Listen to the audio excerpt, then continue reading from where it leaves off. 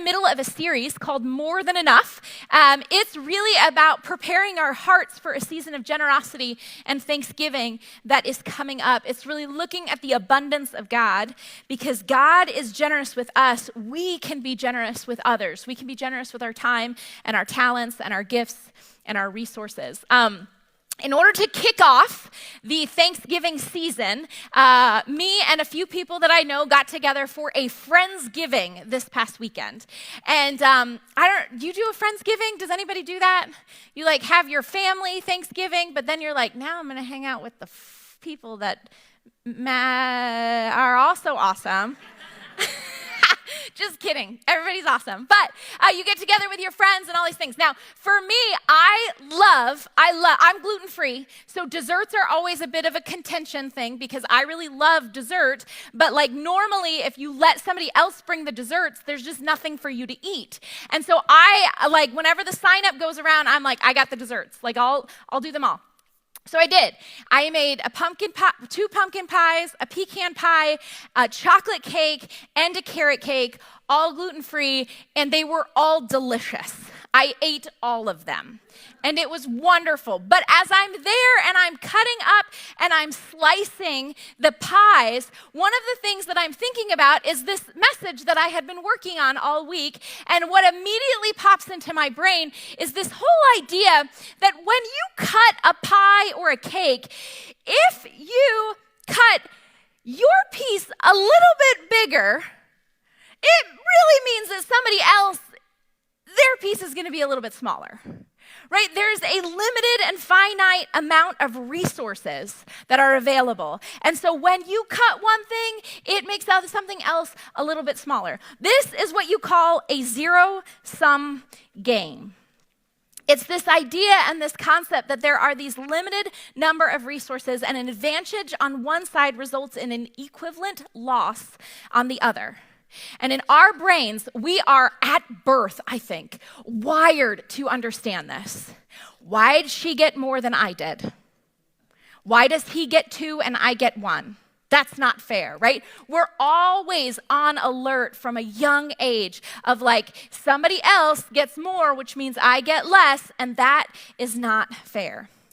Our economy and our brains work this way because so much of our experience deals with life in this finite world with limited resources. So it's pretty natural that we would default to believing that God's economy actually works just like ours. That if you bless this person, if you give this person something abundantly, it actually means that someone else will get less abundance. You can't bless both. The more abundantly one person's blessed, the other person gets a smaller piece of the blessing pie. But the biblical story never ceases to surprise its reader with twists and turns. Last week, we looked at Genesis 12, when God first calls Abram to leave his country and his family and everything he knew. And God sort of says, hey, listen, I'm going to lead you to a new place. In many different ways, Abram was actually the new Adam. He's being called to trust God, that he's going to bless him, that he's going to make him fruitful, that he's going to multiply him, that he's going to make his name great. And God promises all of these specific blessings. Great name, bless him, give him land, great nation. He's going to have as many offspring as the dirt. All Abraham had to do was to trust. Just to trust that God was going to do what God said that he was going to do. Now, right away, Abram struggles with this whole idea of trusting God thing. See, Abram, like you and me, lives in a world where the ground grieves him, gives him a lot of grief. And so when this famine pops up that we read about last week, Abram failed to trust God, that he was going to be enough to provide for him, that he was going to protect him as he went into Egypt. But even still, God rescues Abraham. He keeps reminding him, listen, I am going to make your name great. I've got land, I've got people, it's all going to happen. Just trust me. And God reassures him over and over and over again. In chapter 12, he reassures him. In chapter 13, in chapter 15, God reminds him again and again, listen, I am going to give you a son. It's going to be the mark, the promise that this is really happening.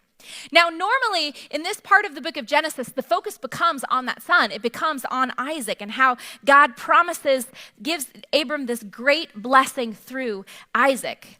And that Isaac one day would essentially give birth to the great of the snake crusher, right?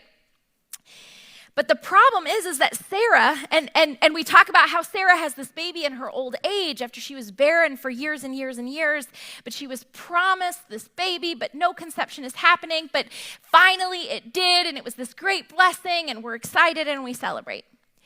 And we focus on Isaac, but that's not actually the whole story. After Abram is first promised this, 10 years actually go by, and there is no child. And they're getting older. I mean, they started out old, but they're getting older and older. And I imagine that each month, Abram and Sarai are like, the baby, it's going to be here. I know this is the month. I know this is the month. I know this is the month, but no. And you'd like to think that after what happened in Egypt, and the promise that came again and again, Abraham would trust and wait patiently for God. But I think Abraham, just like all the biblical characters, are a lot more like us than we give them credit for. Just like we often do, Abram got impatient with God, and he started wondering, yeah, I trust that God can do this, but what am I supposed to do about this? Am I supposed to take something into my own hands to make it happen? Now, if you remember the fail story in Genesis chapter 2, we live in this world where not only is there a lot of emotional turmoil and grief when it comes to the land, we also live in a world where there's a lot of emotional turmoil when it comes to conception and the birth of children. And here we see that playing out. The fact that Sarah hadn't had any children would have been devastating.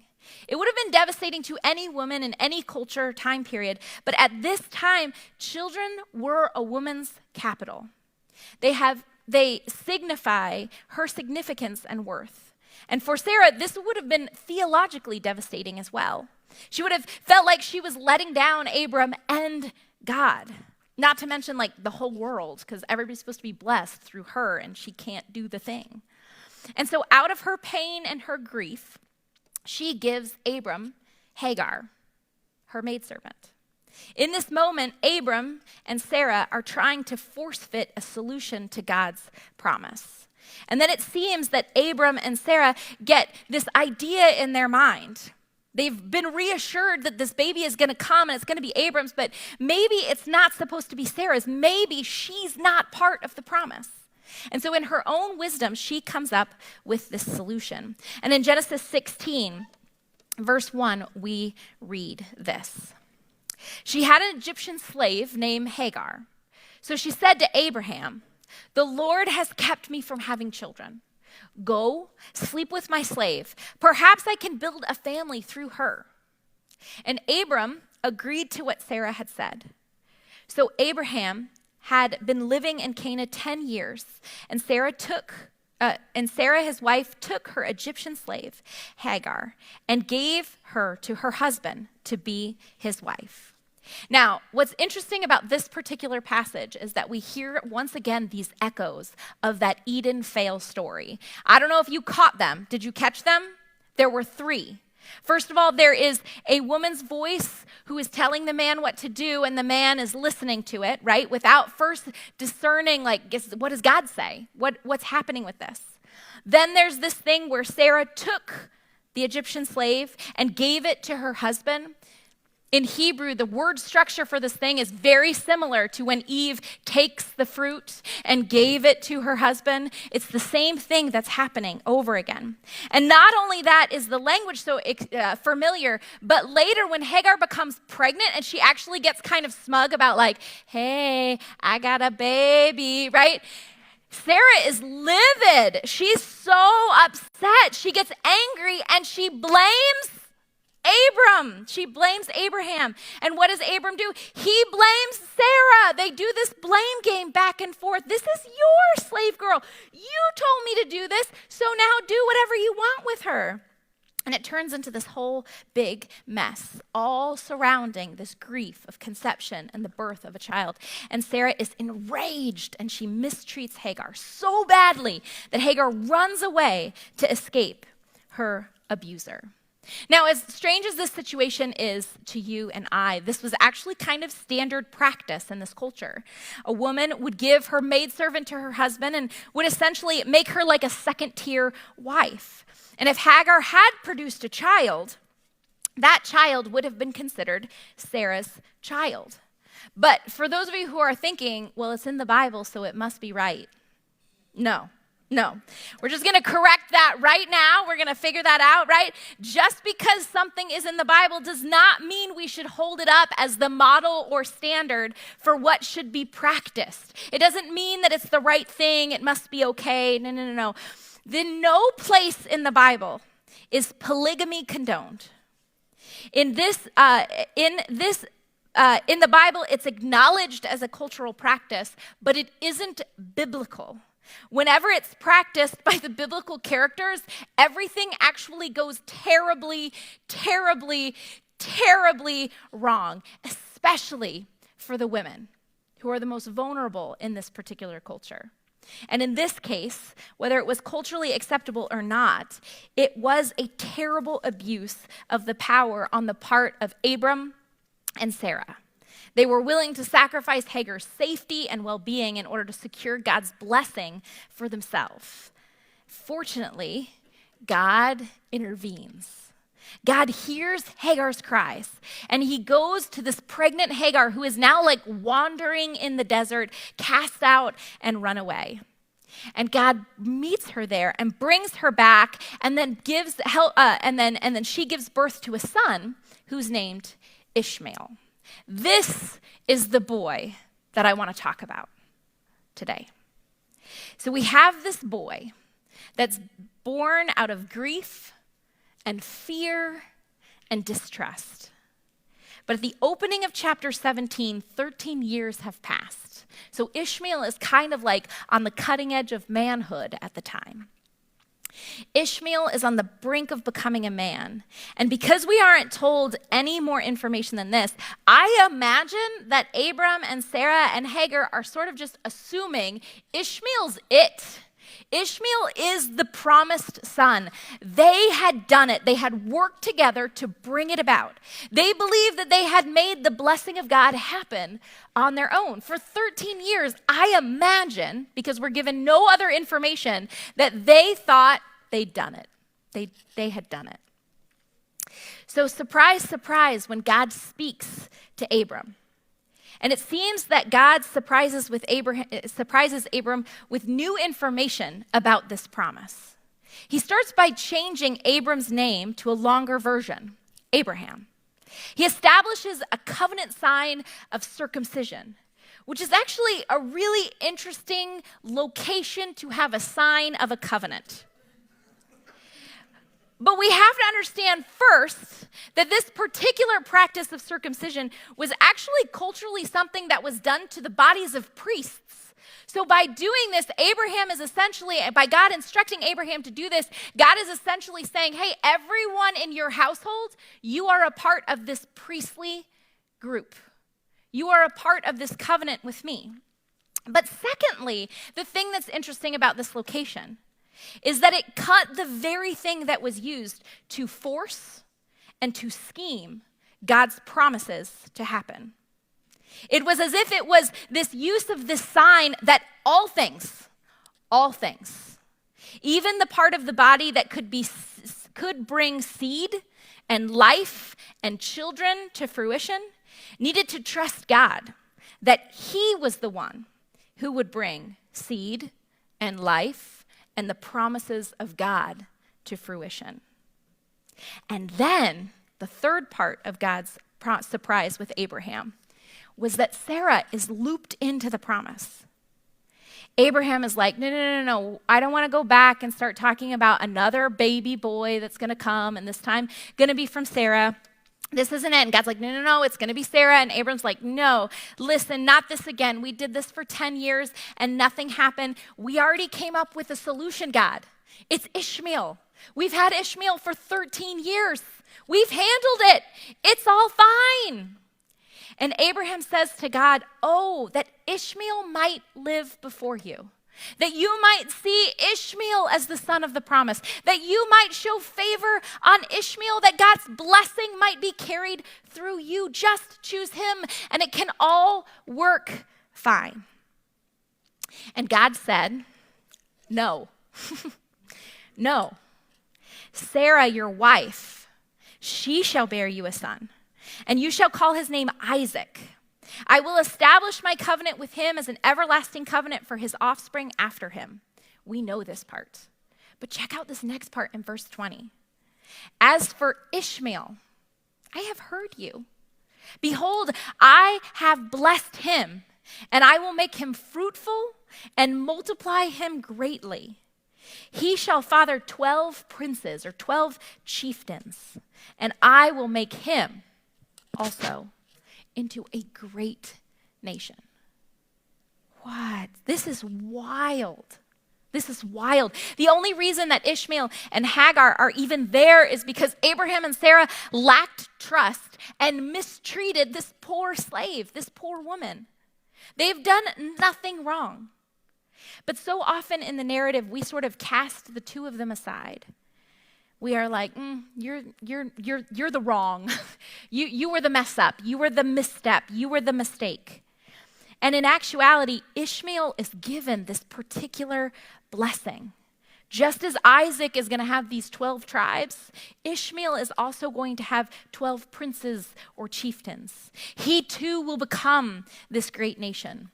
And Abraham's advocacy on his part seems to be that Abraham really loves his son. For us, this doesn't seem to be how Abraham feels about this son, Ishmael. And I just think this is fascinating display of God's ability to say, no, it's not a pie.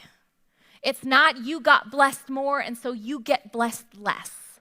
God says, yes, Isaac's the one I've chosen, but Ishmael will also be blessed. The problem comes again when Isaac, the promised son, is born.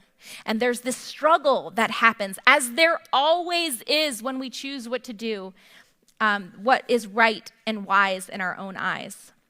The consequences that we often experience don't just happen and then go away. Sometimes when we've chosen to do something that is right in our own eyes or wise in our own eyes, the consequences sometimes linger for a long time, just like Ishmael lingered for a long time. And sometimes the consequences that we experience aren't the result of something that we've done wrong, but that somebody else has done to us. In this case, as it is with this case with Ishmael and Hagar. Abraham's failure to trust God's word created this problem for everyone involved. And we're given a glimpse of this around the time that Isaac was weaned. We're told that Abraham and Sarah throw this big party for Isaac because he is weaned, and it's the celebration that he lived, that he's alive. It's like a birthday party. And what we're told in chapter 21 of Genesis is this: Sarah saw the son of Hagar, the Egyptian, Ishmael, whom she had borne to Abraham, and she saw him laughing. Now, this is an interesting play on words because Isaac's name actually means laughter, right? Because when God told Abraham he was going to have a son, he laughed. And when Sarah heard she was going to have a son, she laughed, right? And so it was kind of this comical thing of you've got to be kidding me. That's not happening. And so they name him Laughter, right? Laughter, come on over. It's time for dinner. Laughter, right? And what's interesting is that what Sarah sees Ishmael doing is laughing. He's Isaacing. He's doing the thing that Isaac was supposed to do. And for her, it boils up this anxiety and this fear that, oh, no. We've got to solidify this promise for Isaac. God might not be able to do this on his own, so we've got to get rid of Ishmael because there may be a rival. We've got to make sure he's starting to look like Isaac, and we don't want that. And so Sarah says to Abraham, cast out this slave woman with her son. For the son of this slave woman shall not be heir with my son, Isaac. Now this time, Abraham is grieved by this. He would basically be sending them, if he was going to cast them out, he would be basically sending them to their death. They're in the middle of nowhere. She has no family connections, no access to resources. It's just like, see you later. Hope the water lasts long enough. I don't know what to tell you. And so Abraham is grieved by this. He doesn't want to lose his son. But this time, God speaks to Abraham. God reassures him, hey, it's okay to listen to Sarah. I've got this. I'm going to take care of them. And Abraham trusts that God is going to be enough for Hagar and Ishmael. And we pick up the story in verse 13. God says to Abraham, I will make a nation of the son of the slave woman also, because he is your offspring. And so Abraham rose early in the morning and took bread and a skin of water and gave it to Hagar, pushing it on her shoulder along with the child, and sent her away. And she departed and wandered in the wilderness of Beersheba. When the water in the skin was gone, she threw the child under one of the shrubs. I love this word, she threw the child under the shrub. In our modern translation, it might say that she yeeted him under the shrub. And then she went and she sat down opposite him in a good way off. Oh, that was the other thing about the shrub. I got so excited about the yeeted joke. I forgot about the shrub information. That's actually valuable and important. Whenever there is a tree or a shrub that's named, it's probably significant. It's probably reaching back into that garden language. There's something about this tree or this shrub. And then she went and she sat down opposite him a good way off, about the distance of a bow shot, and she said, let me not look on the death of the child. She just didn't want to watch him die. And as she sat opposite him, she lifted up her voice and she wept. And God heard the voice of the boy, and the angel of God called to Hagar from heaven and said to her, what troubles you, Hagar? Fear not, for God has heard the voice of the boy where he is. Once again, we have this theme of God hearing the cries of the people who have been marginalized and mistreated.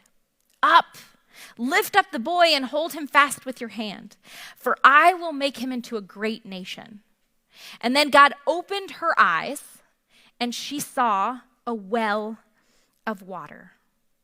And she went and she filled the skin with water and gave it to the boy to drink. And God was with the boy as he grew up. God himself is providing for Hagar and Ishmael by leading them to this well near this tree and giving them sort of this like Eden-like blessing, which concludes with this promise where God's going to bring a wife for Ishmael. He's going to live. He's going to be blessed. The only reason that Hagar and Ishmael are even in the story is because of Abram and Sarah's folly. For us who know Isaac is coming, it might seem tempting to cast them aside. He's the disposable one. But what we read over and over again is that Ishmael's the one that is sort of sitting at the Thanksgiving table that no one wants to talk about. His story is sort of hidden in the shame closet. And yet God did not find the missteps of Abraham and Sarah beyond his redemptive power to bless and to bring fruit. And here's the deal. We all have Ishmaels in our lives in one way or another, in some form or another. There are these things that are present and hang around our lives because maybe we have made a misstep at some point of not trusting God. Or maybe someone else made a misstep and now we live with the consequence of this thing. Sometimes it's debt. Sometimes it's an addiction. Sometimes it's a broken relationship with a significant other or a broken relationship with a child or a broken relationship with a parent. But it's this thing that we sort of cast and hide in the shame closet thinking that it is beyond the redemption of God, that it is beyond the blessing of God. There's this thought that God can't be enough to make that into something good. But what God makes absolutely abundantly clear about who he is that he is the God who blesses even broken situations. He has more than enough blessing to bless those who are like, hey, we're going to make sure that we follow every step of the way and trust and do all the things. And he has enough blessing to bless the people who are like, I keep screwing up. He has more than enough blessings to make good things out of broken situations. God constantly in the biblical narrative steps into these dead-end situations and he's like, I got this. I can turn even this around. And this is the degree to which God is more than enough. This is the degree to which God's abundant economy is vastly different from our own. This is why Jesus came. Paul, the author of Romans, he says that we know that all of creation has been groaning in the pangs of childbirth right up to the present time. That God's economy works towards the restoration and reclamation of all things, that creation sort of waits and groans for its total redemption, right? A lot of times we like to talk about God redeeming souls, but he likes to redeem all of the things. He puts all of creation back together again, and that includes our missteps and our misses. God blesses those too. And sometimes the way that he blesses them is kind of like Ishmael. We, like Abraham, are called to let go of them, to trust them to the hands of God, that he's going to take whatever the mess we have made and he's going to bless it even still. There's sort of this fear that if we let go at this moment, it'll get worse. And sometimes I think what God is trying to say is, no, give me the pen. Let me be the one who starts writing blessing back into the story. Let me be the one who can bring redemption to this whole thing. And the only way this is possible is because of Christ. The only way that this finds its full fulfillment is because of Jesus being the one who is able to redeem all things. Now, we're going to respond in worship this morning, and we're going to sing a song, and I wanted to read you the lyrics to this song. The first verse goes like this. It says, "Beyond all my wildest dreams, your grace is alive in me. I'm caught in the overflow of mercy that won't let go. And finally, my eyes can see that you've never abandoned me. I'm held by the kindness of a father who won't give up." And this is sort of my prayer that this morning you would allow the grace and the mercy of God to wash over you. That perhaps for you, you have a situation in your life where you're like, yeah, that's my Ishmael. That's the thing that just keeps lingering around that I think sort of discounts me or disqualifies me or is broken and will never be blessed, and I might as well just hide it in the closet. And the truth is that God wants to redeem even those things. But in order to do that, we kind of have to open up our hands. We have to let them go. We have to give them to God and say, hey, can you bless this too? Can you bless this too? And then listen for the voice of God in his guidance. Will you pray with me? Father God, I'm so grateful for who you are. I'm grateful that you are this God who reveals again and again that you are the blesser of all things, that you are the God who redeems and restores, that you are a God who is over and abundant, always pouring out. Father, I ask that you would allow us in trust of you to bring forward the things in our lives where we just think, I've really made a mess of it and it's never going to be able to be fixed. But that we would be able to bring those to you, that you would bless those things also. Father, I ask during this next song that we would be able to have a conversation with you, that you would speak to us in the places of truth we need to hear, and that we would be able to worship you and trust you, knowing that you are more than enough. We pray all these things in your precious and holy name.